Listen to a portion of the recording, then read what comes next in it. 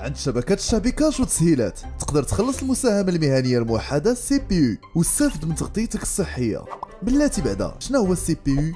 إلا كنت مهني تاجر ولا حرفي خاصك تعرف أن قانون المالية 2021 عوض النظام الجزافي أو ما يسمى بالفورفي بنظام جديد اللي هو نظام المساهمة المهنية الموحدة سي بي يو. من قبل كان المهني كيوصل الاشعار باش يخلص الضريبه على الدخل، الضريبه المهنيه ورسم الخدمات الجماعيه كل وحده بوحدها. ولكن ابتداء من فاتح مارس غتولي كتخلص ضريبه وحده اللي كتشمل جميع الضرائب زائد مبلغ تكميلي اللي كيمشي لصندوق الضمان الاجتماعي باش تقدر تستافد من التغطيه الصحيه ديالك وديال عائلتك. ممكن تخلصها اما دقه واحده قبل فاتح ابريل ولا على 4 ديال الدفعات قبل نهايه شهر مارس، يونيو، شتنبر ودجنبر. كيفاش ممكن نخلص؟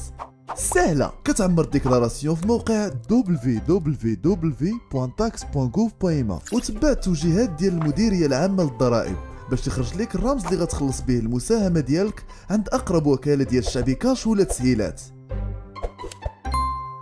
كيما حداك.